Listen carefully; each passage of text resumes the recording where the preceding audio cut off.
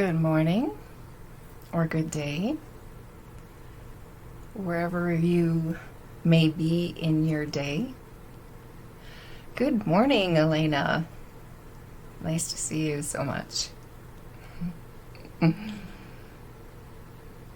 This is a day we're going to have a little fun. Let's explore little nooks and crannies of places within ourselves that may have been collecting some dust. Or maybe there's some dust bunnies rolling around in there. Yes. Yes. I'm proving a point. I'll have to change them later because I got them from the dollar store and there is no corrective vision in them. But I can see enough. I can read your words. Just so. So I'm Michaela. I'm in Alberta, Canada, Okotoks specifically.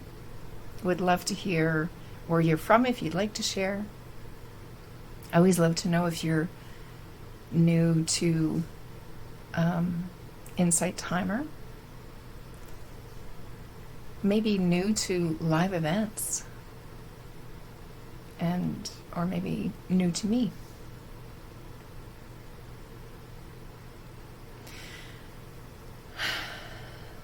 We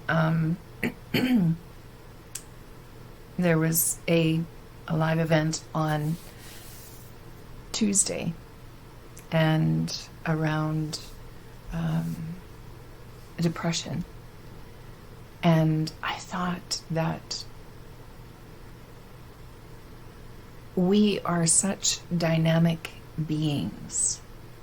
We have the capacity within us to experience anything and everything that we can imagine and that it is impossible to imagine because of the spiritual, the natural energy and infiniteness that we are. It's impossible. So I'd love to invite you today to come into the unknown or dust off what maybe you've known before. But now that you are where you are in your life, what is available for you to experience? More of, or differently?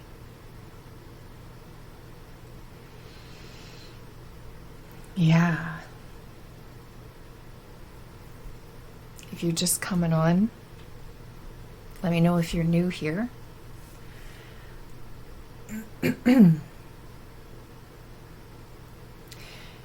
It is definitely the feeling of fall. Hi, Tracy. Well, welcome, newbie. Nice to meet you. I don't normally wear glasses like this, but today called for it. You too. Thank you.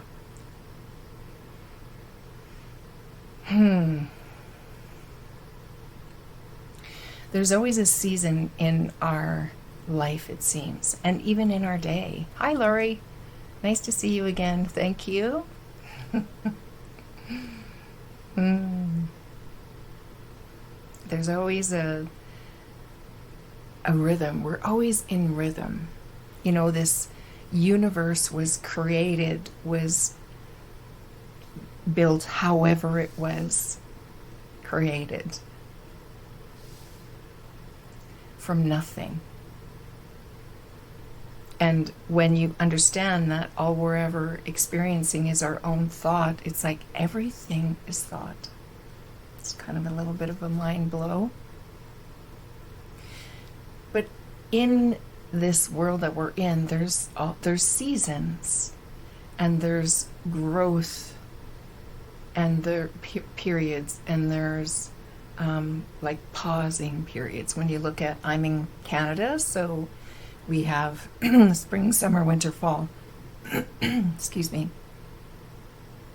So there's a time for things to sprout and grow and blossom and bloom and expand, and the trees, they grow another ring.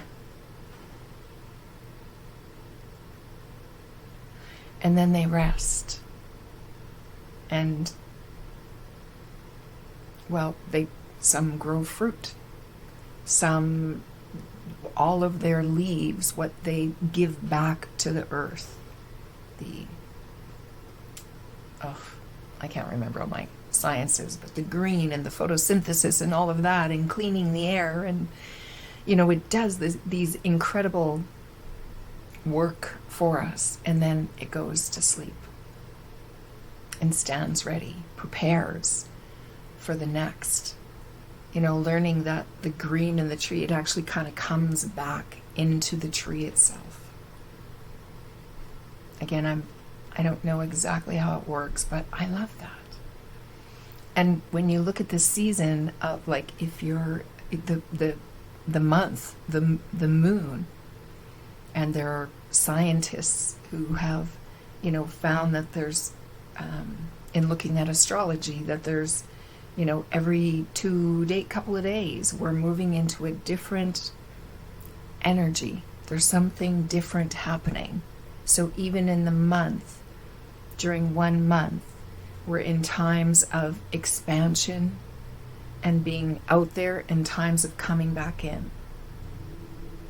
I look at this, I dabble a little bit just when I feel drawn to. So there's the 4th, 8th, and 12th houses are times where you may not want to be out there so much. There's times where you're going to really want to be out there. There's going to be times that are going to feel more playful, more creative. There's going to be times where you'll want to, like, get down and, organize those cupboards, or, balance your checkbook. Does anyone have a checkbook anymore? I have checks. I just don't use them. But there's times for this different energies, and then we are called to do different things.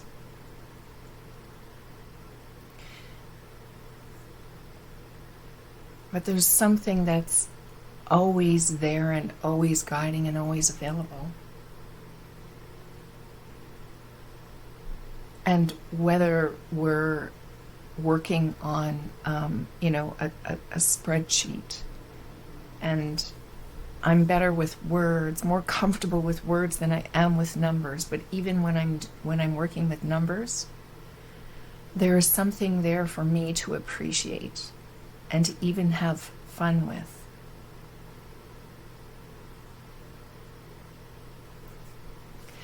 So let's start just by breathing together.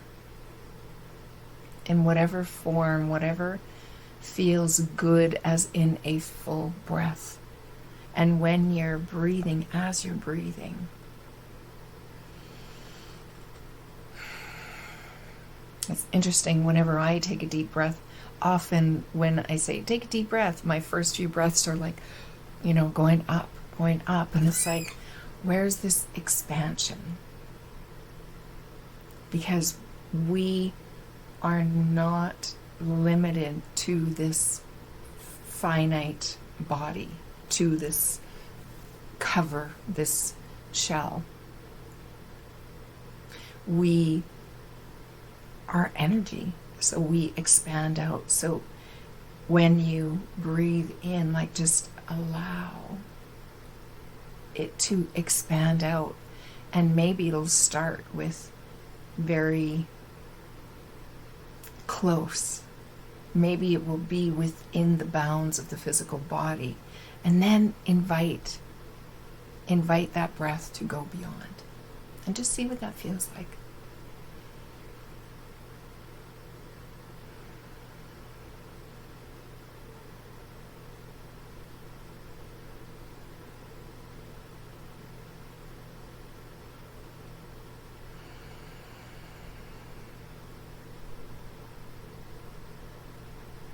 Notice any places in the body where, my back is against the back of the chair.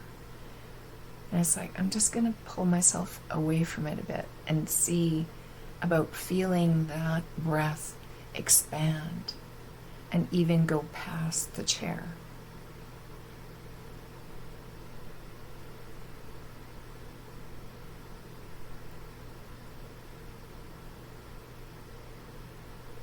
Now, as you're breathing, just do a quick scan.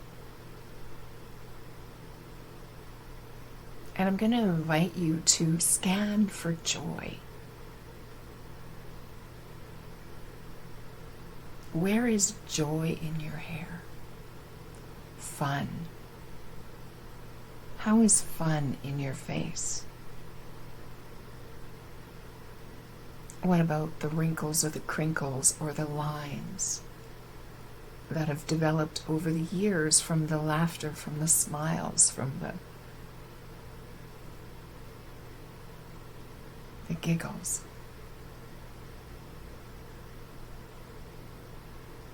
What about your ears? How are they involved in fun?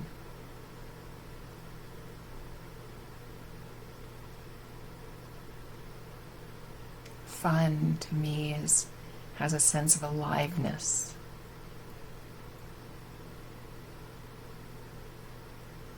How is your throat alive?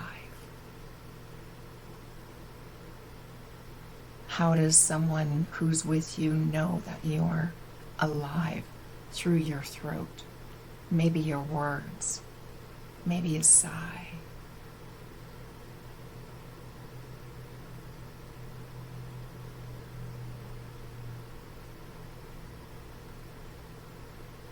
How does fun and joy look in your shoulders, in your arms, and your fingers?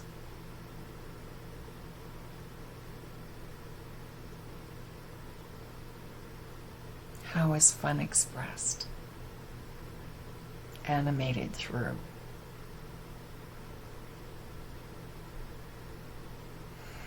Feeling that those lungs expand in your chest, knowing there's a heart in there beating, that it is being beat. You're not making it so. It is just doing it. It is happening. It is something that is being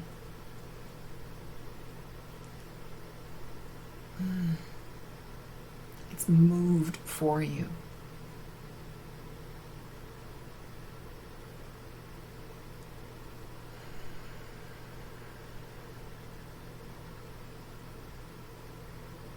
There can be quiet fun, loud fun. How is your torso involved?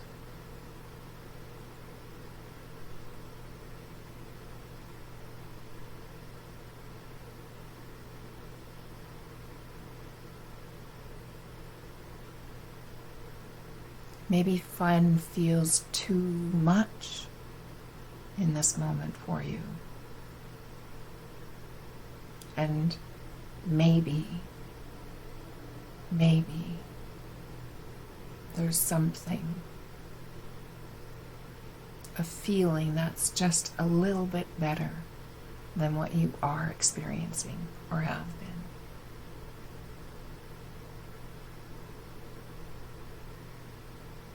Maybe it's calm.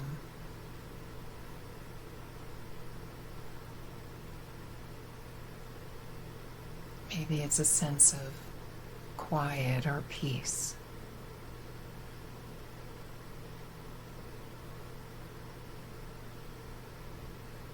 Whether you're visual or auditory or other senses, even in that quiet or calm, those moments, there's an opportunity to play. What does a quiet moment look like? What color is it? Is it multicolors? Is it a single color? Is it swirling in the liquid?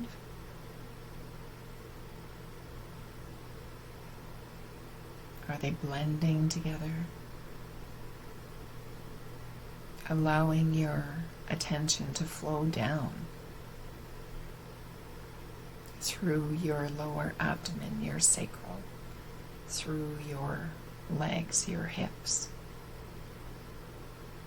Breathing and expanding. Whatever comes to mind for you.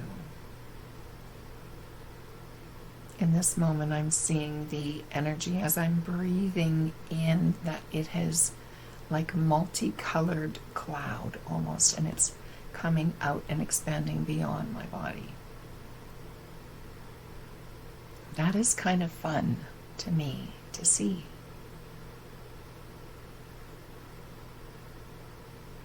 It lightens me, I notice.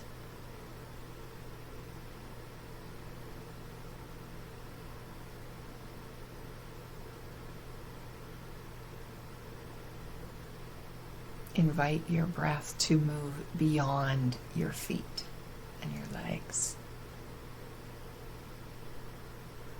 Maybe your toes are wiggling, tapping, rotating, circling.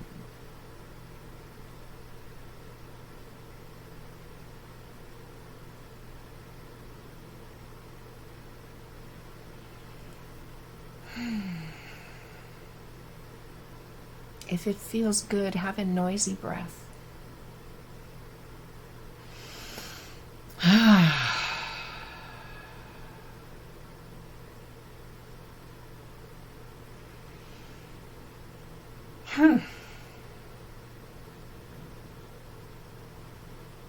Anything want to be moved with that breath?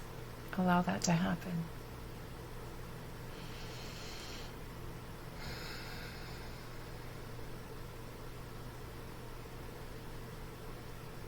And gently, with your eyes a little downwards, just bat your eyelids open. And just come back into this space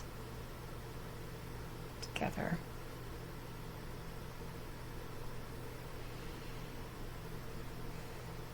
Hello, Kara from Colorado.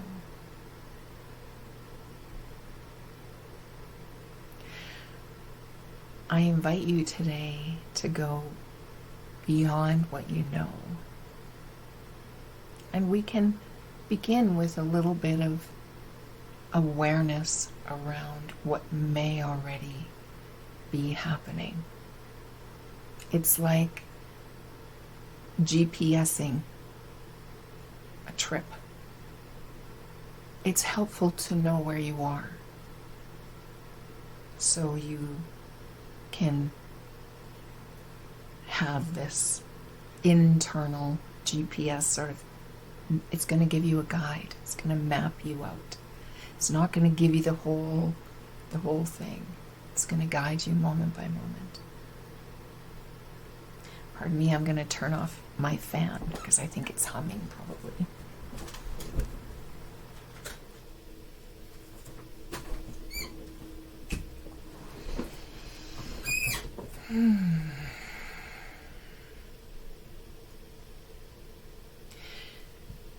So let's explore where we are now, kind of how things go at times. The conditioning that we've had, that when we're aware of it, we can, just like if you get a sliver and you become aware of it and you might not be able to see it and you get a magnifying glass. We're not going to magnify what's happening in our life, but you see, or you put on your proper glasses, and then you can see, it's like, oh, there's a sliver. I see it now. I couldn't see it before. And now there's something to do. Now you know where you're at. Ah, okay, tweezers, I might need some help if it's, whatever. You kind of know. So once we know, we can do something about it. We don't even necessarily have to do much about it, because here's the thing. We're guided. Wisdom is in us all the time, living through us, beating our heart, breathing our lungs.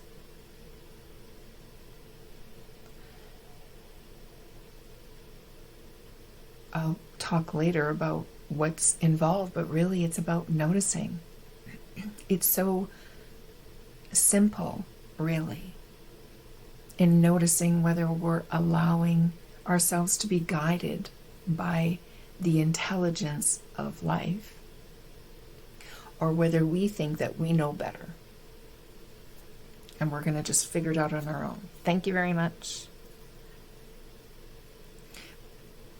What I've kind of, in pondering about this, what I've kind of noticed that happens a lot for me and for others that I am aware of and have seen and witnessed, is that we do a lot of,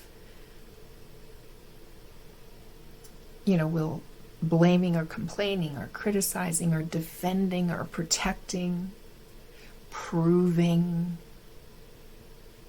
justifying.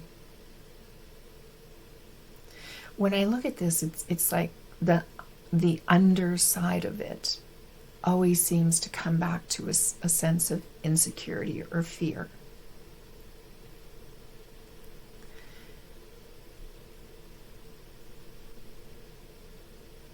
And it's we're weighted down by what we know. When we forget, which I forget all the time, but more and more I'm looking to remembering that I'm being guided.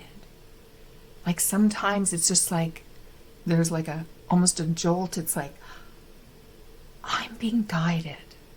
I'm being lived. Oh my gosh. What does this mean? It means that life can be a whole heck of a lot more fun and more enjoyable and more easy, more less effort, more calm. Because when we, and I test it out, really, can I really trust that I'm going to be held and guided here? Yeah, over and over. And I still will forget, because I'm human, as are you.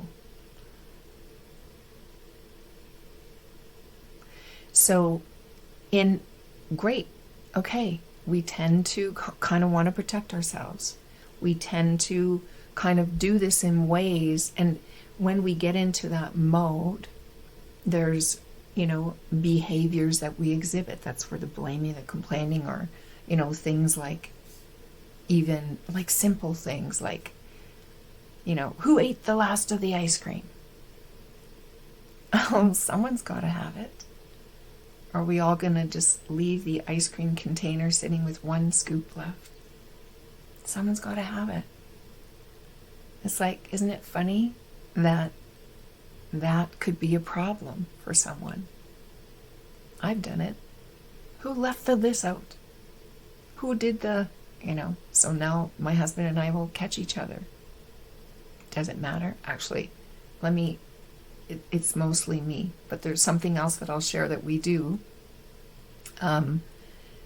is when one of us gets into this space of and complaining about something and getting wound up and all thinky about it and wanting to place blame somewhere because we don't know what to do with it, instead of just like, oh my gosh, I'm feeling very frustrated about this. I was looking forward to having a scoop of ice cream and now it's gone.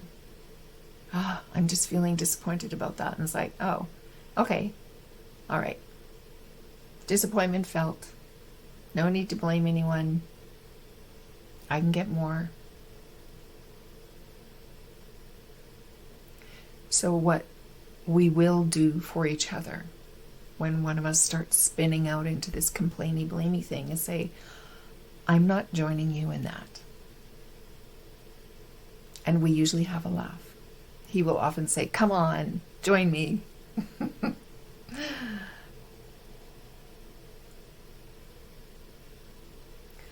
All that does is build it up more, blow it up more, have more thinking. Yeah, you're right. Someone should have saved that last scoop for me, for you.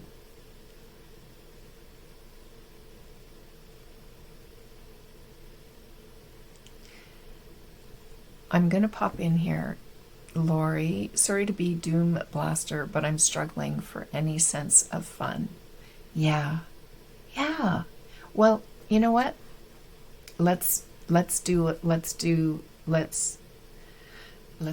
that doom. And that's what occurred to me when we were breathing, is that we're all in different places. We're all in different moods. What I want you to know, though, is that your mood is dictated by your thinking. We've been given the gift of divine mind, 3 principles. Divine mind, that is the wisdom and the intelligence that lives us. I know you hear me say this all the time, those that have been in here. Consciousness, the ability to be aware that we're living, aware that we're thinking, aware that we're creating, that we're feeling, that we're tasting, hearing. And the gift of thought. And that is like we've been given, it's like Play-Doh. And we can create whatever we want with that Play-Doh, that thought. And it may seem that, no, I can only create this because that's all I know. I only know how to make snakes and circles and squares.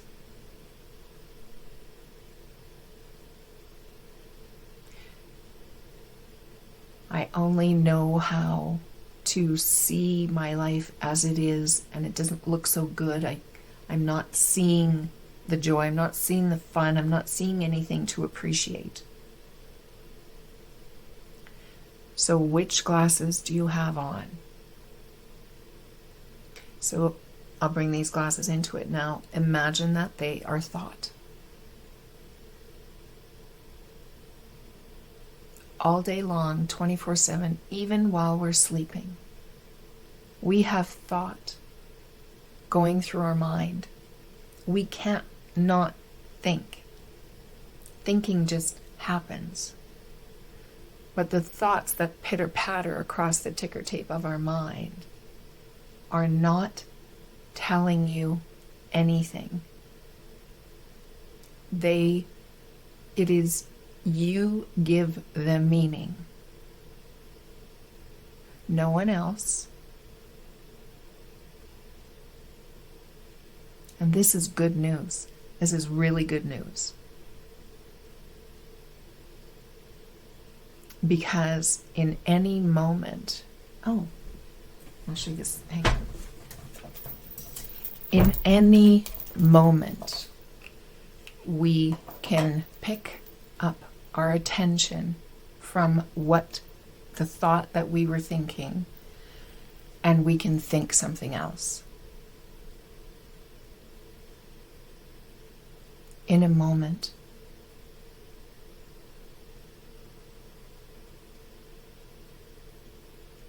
So how? Well, how do you do that, Michaela, when things have been going this way and all I can see is things aren't working out, or this is happening and that, and this is coming up in my life and I don't know what to do about that, and this is going to be a problem, or it's going to be hard, or I don't know how to do it.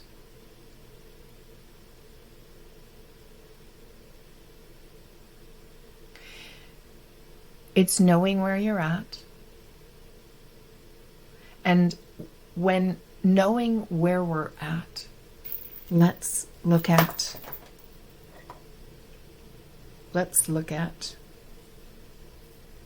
the facts of the situation. Yeah, here's where we're at right now. There's something to do. Something's got to be done about this. Okay. You are being guided. What is it? There's already an answer. As soon as there is a noticing, because we live in this contrastive world, because there's opposites, it's a world of opposites. That's just how it is. Soft and hard and tall and short and big and little and light and dark. Black and white, and then all the shades in between. That is how the world is set up. And we come to every moment of every day, and we're sifting. We're sifting through things, and we have preferences. And as soon as you, like, you know, I put those glasses on, it's like they're harder to see through. I prefer these if I'm going to sit with them for a while.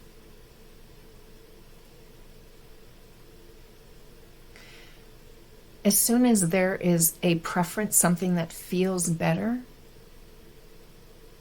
you're guided. Do you notice?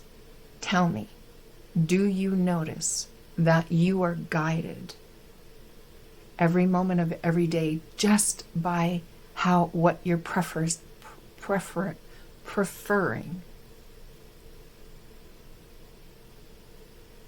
You get up in the morning and you go to put clothes on, and you make choices based on what feels good that day.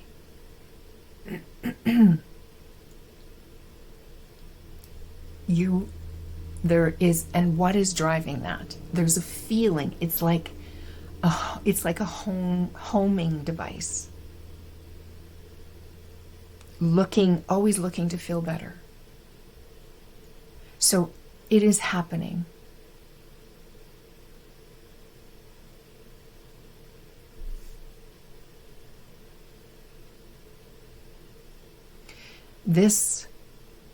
We are always being guided. This inner GPS is always guiding us to feel good, to feel better, to create more. It's creative energy. It is not. Okay, so imagine a very active child, and it's told to just sit in that chair and not move. I notice in myself even, where I tend to do things because I feel busier, and so I tend to do something with my hands or my necklace or something, because it's like it's allowing my left brain to do something to allow Source to speak through me, guide me. There'll be something. We're not meant to just, even when we're in meditation, we are creating.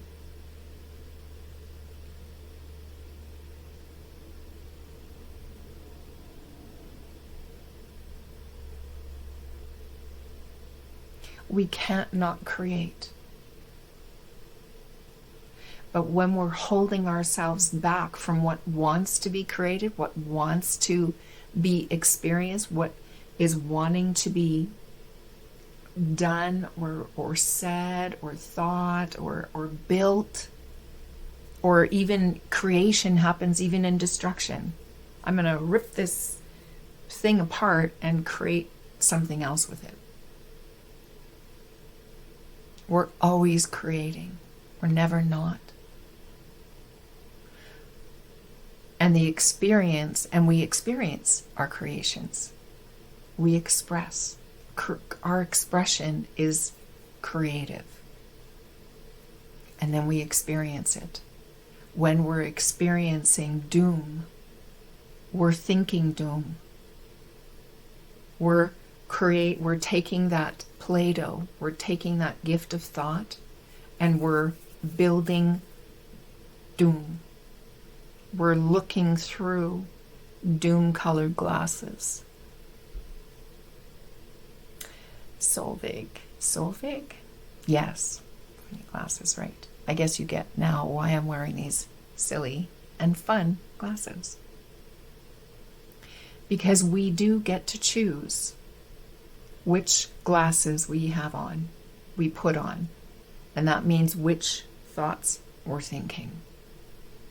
And our thoughts, and we're thinking all the time, right? I've said before, we're not in relationship to each other here. We're in relationship to our thoughts about each other. There's no other way for it. So how to get here? Well, we know kind of some of the, we know where we are. And sometimes we can think, okay, in order to have more fun, I need to first fix this problem, and I need to deal with that, and I need to take care of that, because I can't have fun until that was me. I spent a lot of years in, my kids are 17 and 20 now, and I was a really super good mom when my kids were little. And then when they started to like spread out and expand and like come into themselves, the more there was, I felt out of control. I felt a lot of overwhelm at times. Oh, and there was a point to me telling that. Now why? What was it? I don't know.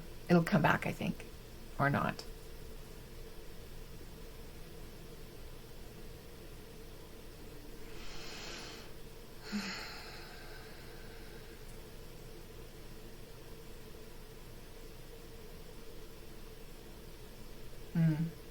Right. I was going to call myself the fun buster. That's where that was coming in. Didn't allow yourself to have fun. No. Lisa, sorry, I'm squinting because I actually do wear glasses. Hi, Lisa. I didn't. It kind of came out in a session that I was doing with someone. It's just like, oh my gosh, I'm the fun buster. I was like, all these things have to be done before we can go have fun. It's like, oh my gosh. What about having fun doing all those things? What about not having rules?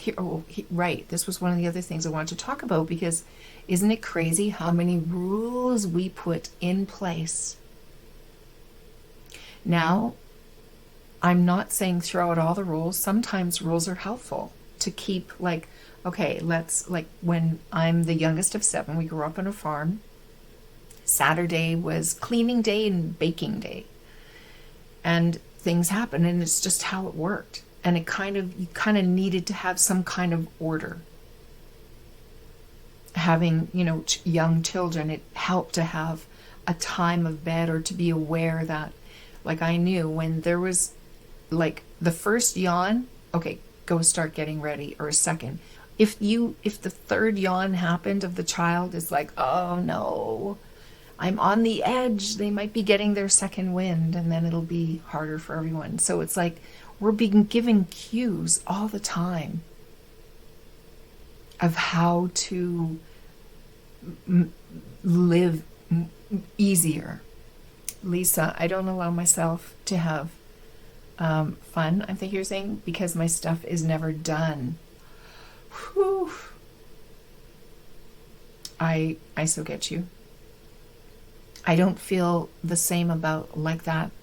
That is dissipating for me, so I know it can for you too, because that was huge for me. It was just like, oh my gosh, I'm going to be doing laundry for the rest of my life. I used to live I'm from Saskatchewan originally, and I got a job in the city in Regina, and I lived in an apartment for a while, and I'd cross the bridge. There was a bridge in Regina. I remember when I'd walk that bridge or run that bridge in the morning, I'd think, it's like, oh, right. There is a bridge in the world. I can't remember which one it was, but they wash it once a year. But they start at one end. It's so long. And by the time they've gotten to the other end, it's time to go back and start over. And it was just like, ugh. It's like, that is the goggles I have on. Yes, I am I'm so happy that I have clothes that I can wash. I am so thrilled now that my kids have been doing their own laundry for a number of years.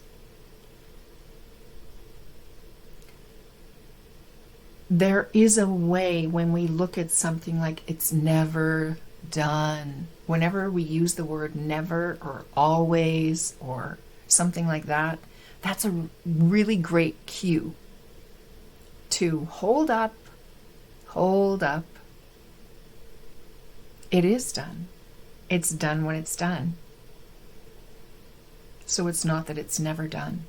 And sometimes that can be just a little bit of light that helps it feel better. I used to what can I do while I'm folding all this laundry and stuff? So I would listen to something or watch something, like a show or something sometimes to help. But what was I doing? I was soothing myself. I was distracting myself because I had these feelings about this. I didn't know back then when they were younger. I didn't know. I came into this understanding, this simple psychological and spiritual understanding of mind, consciousness, and thought, and how all we're ever experiencing is the feeling of our own thinking, that it never has anything to do with something outside of us, about how much laundry there is, or how the kids are behaving, or what I have to do in the day. I got to do this, that, all of that. Do I? We tend to put a lot of pressure on ourselves. And when you test this out for yourself and just see how this is working. What do you mean I'm only in relationship with the thinking of my partner or myself or my body or my desk or my vehicle or whatever? What do you mean? Well, go out there this week and just be with it and just notice what you think about that. And maybe there was a time where you felt differently. Oh, why did I feel differently then? And you'll see things. Get curious. I invite you to get curious. And when you feel something that you don't like that's hurt, that feels like it might, just allow yourself to feel it and know that you're okay. Your system has been built to feel. Your system has been built to feel your own thinking and to be aware of that. And you can allow that to just feel it. It shocked me. It might shock and delightedly surprise you how quickly the feeling, the emotion moves through. Why? Because as soon as your attention goes away from the thought that created the feeling in the first place, as soon as it goes to the feeling, where is that feeling? Is it in my chest? You might want to play with it a bit. Is there a color to it? Is there a shape to it? As soon as you take your attention away from the thought, the feeling is already dissipating because it was the thought that produced the feeling in the first place. But if you keep thinking the thought, if you keep thinking, oh my gosh, I got to just stop thinking about this, stop thinking about it, stop thinking, well, it's like stop thinking about the pink elephant. Stop thinking about it. Do not think about a pink elephant, right? I heard that in grade school. I didn't really get the significance of that. I didn't. I didn't know that is what I was feeling. I knew that if someone tells me not to think of a pink elephant, that's all I can see in my head is a pink elephant. I didn't know that I was experiencing the pink elephant. And now we know. And this can change your life. when you know that you're only scaring yourself and that you don't have to, that can change your life. My daughter, before I came back upstairs here, my daughter woke up. She was awake, and she came in. She said, I said, "How you doing?" She said, "Not so great." And what's going on?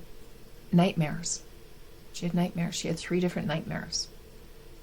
And she shared them. And she said, "You know how after you have a nightmare where you're still like feeling it, even though you know it's not true, it didn't happen, you'll still feel it in your body?" It's like, yeah. Isn't that think of the power of the mind. So even while you're sleeping, you're thinking. There's thoughts. And some are getting grabbed onto. Why? You don't necessarily have control while you're sleeping on, "Oh, I don't have to think that."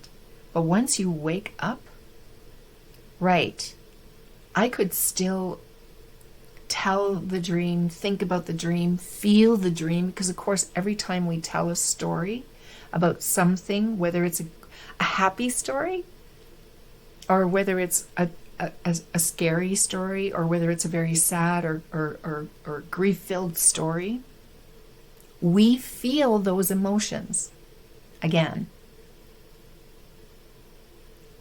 We can't relive the experience because it's gone. It's done. It's thought. There's no substance to it. The only thing that you can experience in the moment is your own thinking about it. And you have a choice of that.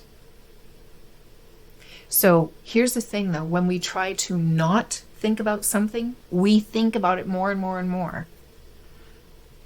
So we want to look to, what do I want to think about? And actually, let me erase. You don't have to think about anything. As soon as you woke up and chose this piece of clothing, this is what I'm going to wear today. You had a preference and you went for it, you followed it, and you're wearing it. I hope it's comfortable. If it's not, you might go change at some point, maybe even after the call. Why did I put this on? This is like pinching me or whatever. You'll have a preference. We have preferences all the time, and as soon as we have a preference, we're cutting off what we don't want. Looking. But if we think that we need to do all of these other things before we can have fun, we will forever be stuck in a place of never having fun. How about instead, it's how can we have fun doing this? What would it be like to do the laundry with joy? What would it be like? What's possible?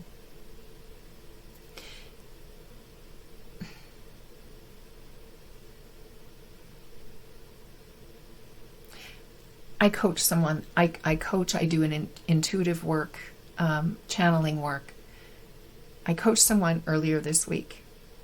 And since then, I've shared it with a number of friends as well.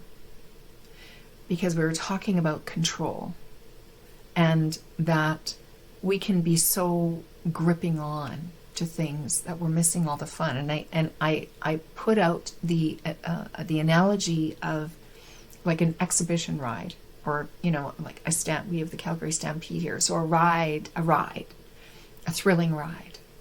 So that the ones where people like put up their hands, they're flying. And I've tried to do, I'm usually the one who's gripping on.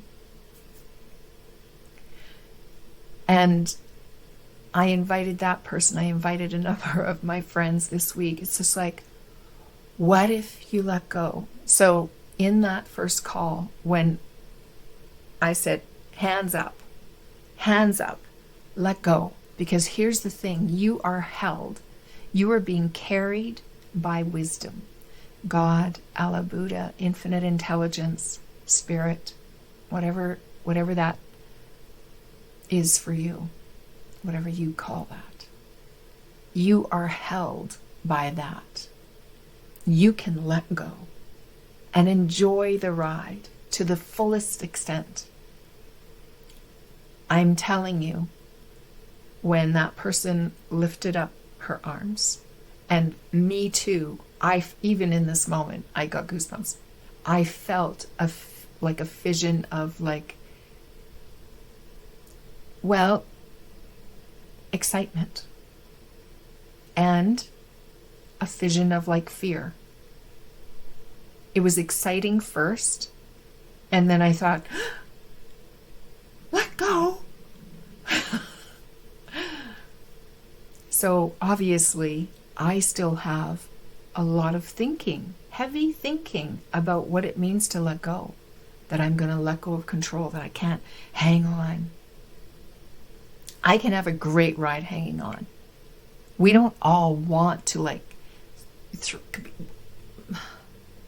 throwing up our hands is going to look different for all of us, right?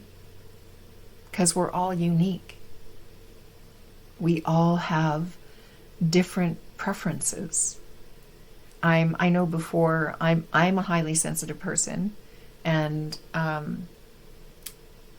I don't we don't need to get caught on labels and stuff, because that too, whenever we label something, I'm a Scorpio, I'm a number 7 on the Enneagram, I'm, these are my strengths, 2.2, 2.05, we tend to get blinders on about what it means. Ooh, I'm highly sensitive, so that means, it's no, you're a spiritual being first and foremost in all. And there might be some tendencies. It's good to be aware of them. It's helpful to be aware of them sometimes, but it's not who you are. It's not what you are. But you could be aware of that. So we're all going to have different, so I'm highly sensitive and a high sensation seeker. I love adventure, but I'm not going skydiving. So we all have different preferences. And that's a beautiful thing. That's why we can have such a rich world and rich relationships with each other and with things in our life. Lori, I'm curious to know what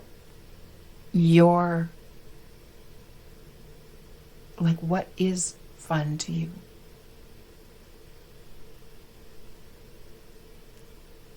What is, and you don't have to say here, but we all have, what's really helpful is to think back, what did you used to do as a child? And maybe you don't remember, but maybe you've heard stories about what you used to love to do. I have a picture that, someone took, and I'm in my underwear, and I have stamps all over my, sticker stamps, letter stamps, all over me, all over my body. And it's oh, that was probably fun. That was probably fun to do.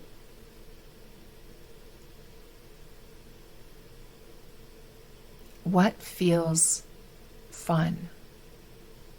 And if you feel like you haven't had fun in a while, you might be surprised to know that you have been having fun. But it's not, if we were to look it up in the dictionary, what fun is, there would be a description. But what is it? It's going to be different for each of us. And what you think is fun, I might think, well, that's terrifying, or that doesn't appeal to me. That sounds kind of ho-hum. I might do things that you think, yeah, that's, nah, no interest. That would not be fun for me. We have, in every moment, it can be anything.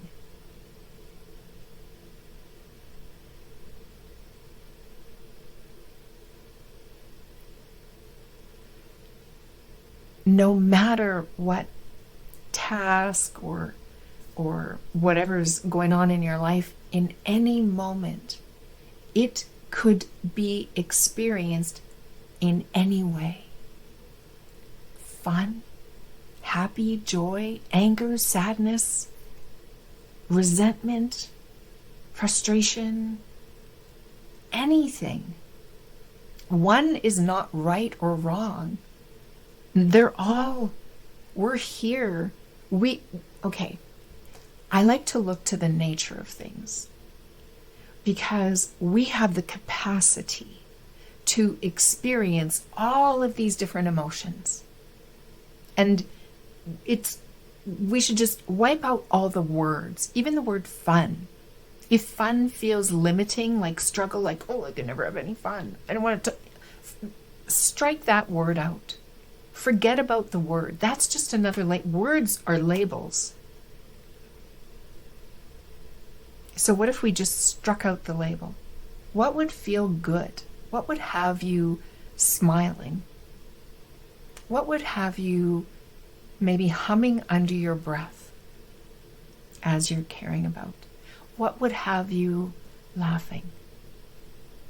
I don't want to laugh 24/7. I'm going to see my aunt. One of my uncles, he passed away last week, and he was 103 years old. And my aunt, one of my aunts, so she's 90 something now, I'm not quite sure. Every morning she would laugh. She told us about this in a restaurant. Two of my sisters and her, we were having lunch, and she said that she would just laugh. And at the table, we just all laughed. We just started laughing. And she said, it's so good for you. And it's like, of course it is. So I'm going to ask her, are you still laughing every day? She still lives in her own home.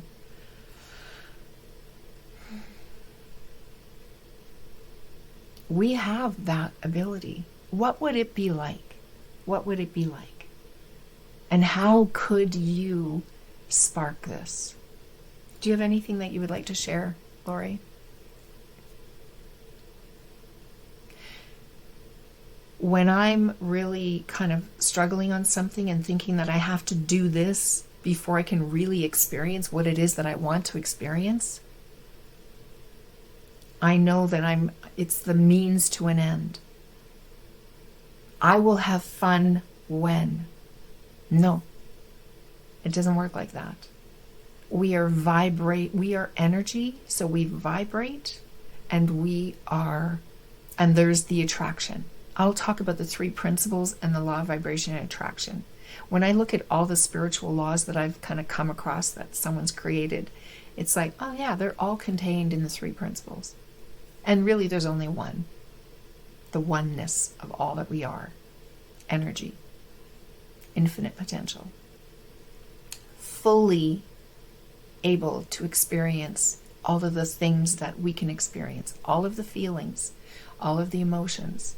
There's nothing good or bad about them. It's only about what you prefer. Because you'll want to feel better. Always you'll want to feel better. We don't wake up and think, okay, I want to feel worse today. What am I gonna? No. We're always looking, we're not even thinking that. We're not even thinking I want to feel better. It's just your natural GPS. Infinite intelligence. It experiences itself through us. It is us. It doesn't want to experience all this stress or strain or doom. So what is it that you want to feel? A helpful thing is to look at what's the opposite of doom for me. Maybe it's happiness. Okay, what's happiness for me? What is that? What's the feeling of that? Not what will make me happy. No. That's going to a means to an end. And when we're looking to try and do all these things in order to, we're pushing what we really want to experience further out. You might be able to push and struggle and make something happen, and you'll feel happiness. But if you have to work that hard to get it, you're always going to be concerned, worried, like, when is it going to fall away? Oh, I have to like work so hard to maintain this because I don't want to go through all of what I had to go through to get it. If that is how the happiness is created, that's not true. That's not aligned. The wisdom within you will guide you to happiness. Okay, what is that feeling? What is that? And you will feel it. If you tune into happiness right now, let's do it. Let's try it. Let's spend just a minute. Maybe it's a different word. Maybe you would like to use a different word. I'm just going to tune into happiness. I'm like, what is that?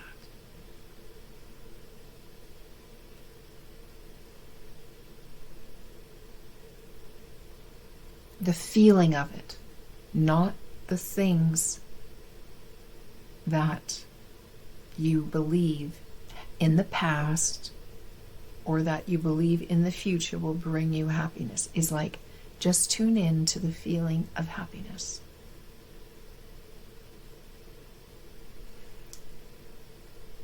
This may, I don't know, this may take practice, right? Of course it takes practice. I know it takes practice.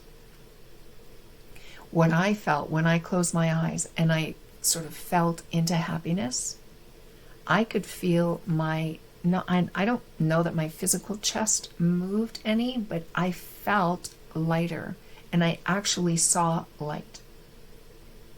And it's like, oh, there was like a sense of expansion, a lifting. Curious, right? Our thinking is so powerful. It affects your body. It triggers chemical reactions and things to happen. And you will feel that. You don't, and we didn't even change any circumstances of our life to experience it. Do you see how powerful your creative, the gift of thought, your creative stuff of life is? Lori, I start most days feeling positive, then I go to work and I seem to, sorry, I gotta put my other glasses on. I put my proper glasses on so I can see better. I start most days feeling positive, then I go to work and I seem to get sucked in, work on reception in medical practice. So while most people are lovely, it's the negative, moany people who stick in my mind. Hard to not get bogged down. Yeah. Well, this is what just occurred to me, so I'll share it with you, Lori. The wonderful thing about having this understanding is that it's not just you. All 8 point whatever billion of us on this planet are experiencing our own thinking. So you can, when you are, I just invite this play. You do it however it feels good to you. When you are at reception and someone's coming in and they are moaning and complaining and maybe they're feeling pain, which is also thought embellished, because that's what happens. You can know that they are innocently caught up in thinking that's having them feel the way that they're feeling. And you know how they're feeling because it's causing them to behave in a certain way. And you're on the receiving end of their behavior. You've got one up on them and the ability to share it, to talk when you notice. You can have compassion. I didn't like what I just said about one up on them. I didn't mean it like that, of how that sounded. What I meant is that they may or may not. understand that they're experiencing their own thinking. You may not be in that moment in an active state of it, but you have the understanding that they too are experiencing their thinking. And you can have compassion. I'm not saying have compassion. I'm saying how I experience. One of the biggest things for me when I came into this understanding was it allowed me, my relationships changed.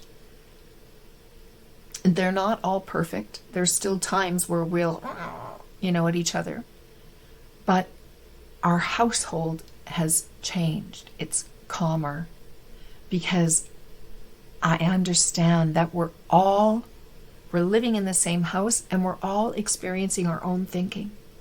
And I might think, what were you thinking?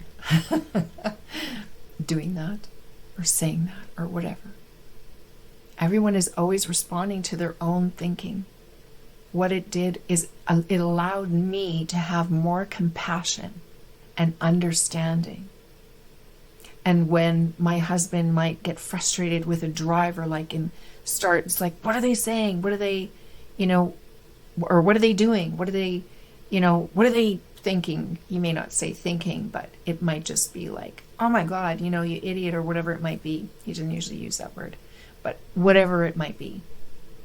And I can go to, I wonder what's going on in that person's life. I wonder what's going on in their mind that they missed, that they just cut us off.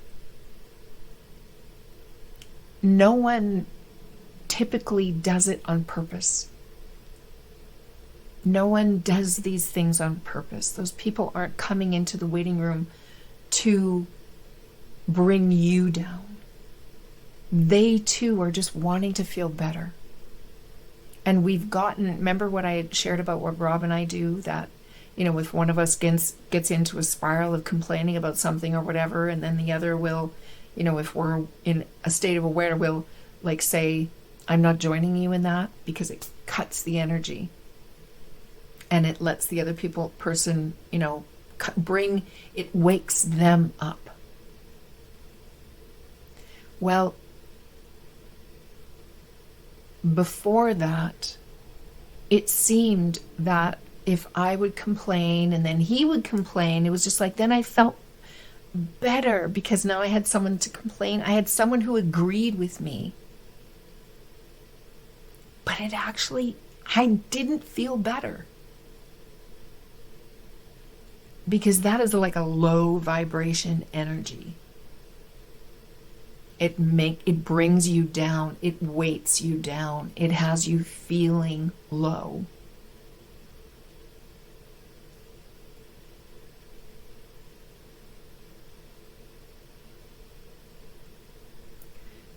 So I invite you to just see how this is when you, it's almost like forgetting about yourself in a bit.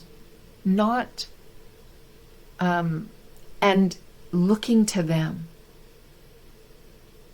So rather than, oh my gosh, they're coming in and oh my God, they're weighing me down. It's look to them. Oh wow. So they're feeling their thinking, and it's causing them to behave in this way. Interesting. As soon as you can just be a little, almost like step back a bit and know that this is happening everywhere. And then we all come together with our thinking minds. And when you can, and you will see it, you'll start to see it out in the world and in your family and in your own relationships.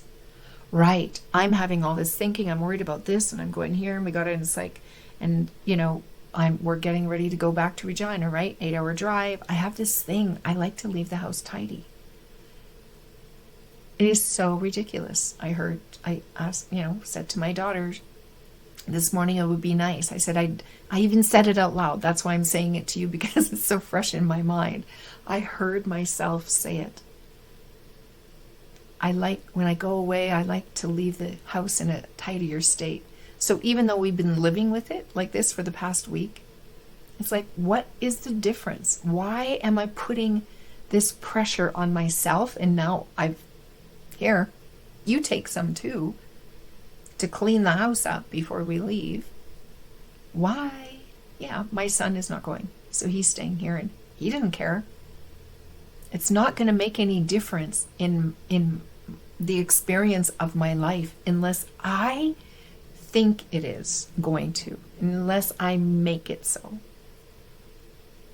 Oh, thank goodness. Okay, I'm so glad this came up, because I'm just going to let all that go.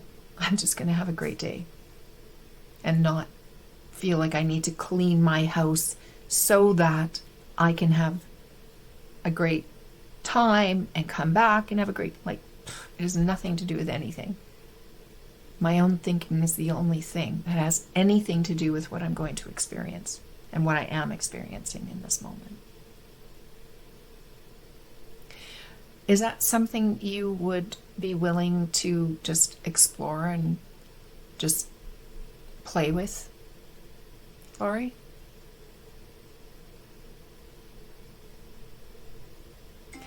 I hope this was helpful in some way. I really thought it was going to be I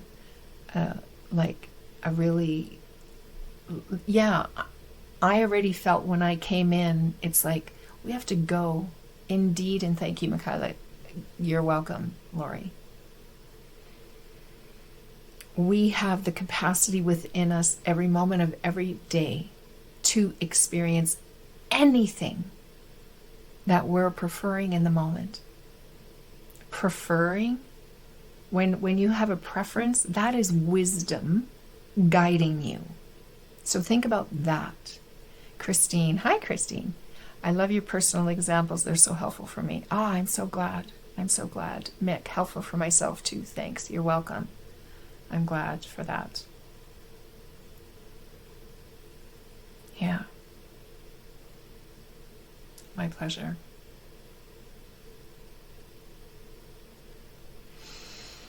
I invite you to play. Just play. Whatever that means.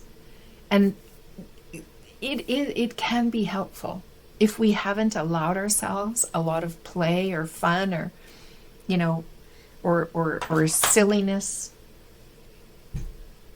If we haven't allowed ourselves a lot of that, because we got rules, because no fun until the work is done. That's how it used to go for me. That's so crazy. I have some things with, it's just so silly. It's just so silly, the rules that we put up. But it's common. It's very common, but it's not serving. It's not serving. I heard something different when I said preferences. Think about that your preferences is wisdom guiding you. It is.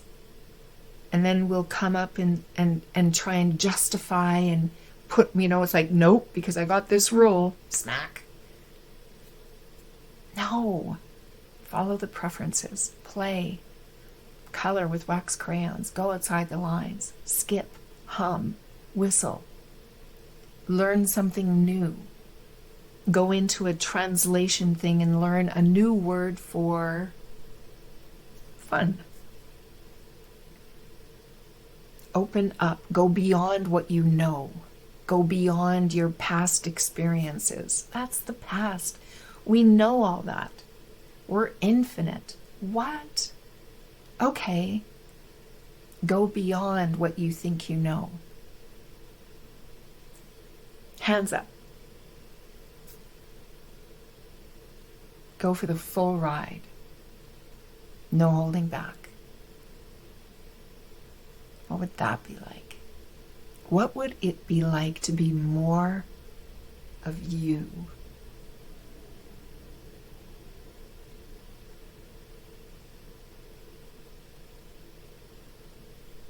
I invite you to play with that this week.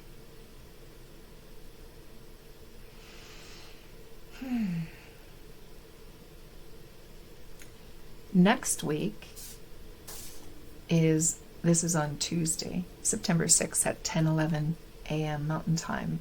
The unseen interplay of body and mind. For those of you who've been with me for a while, I'm my own experiment, and I experiment with my body because it's something that I've had a contentious relationship for a lot of my life. And then a couple of years ago, I had some insights that changed. It started sparking off all of these changes of how I was seeing it. And so I've been playing with it and trying new things, like, bringing food into the house that I've never wanted in the house, and like, what is the feeling that I want in my body, and noticing. And so thank you so much, Lori. So appreciate that. So, I've been noticing how many other things are involved in that seem to be affecting the body. And, spoiler alert, I know it won't be. It's all thought. But there's all these other things that were coming into play that I was kind of unaware of. It's like, wow, this is like this crazy web. No wonder it can be, it can feel like so challenging to be in our body and be okay with our body, accept it and use it, and not think so much about it, or all the things that we need to do in order to change it and make it how we won't feel like we need it to be in order to be happy. So there's more exploration in there. So love to you all. If you're new and this feels good, I would love to see you again. Follow. I hope you all have a truly lovely weekend. Try and put on some different thinking. And if you want to go to the dollar store and go buy yourself a pair of glasses, you don't have to wear them out anywhere. But man, oh man, it really changes things when you put them on. Go stand in front of the mirror, and blessings to you too, Mick. Love and hearts to you, Christine. Just have some fun. Yeah. Laugh. Okay. See you again. Ciao.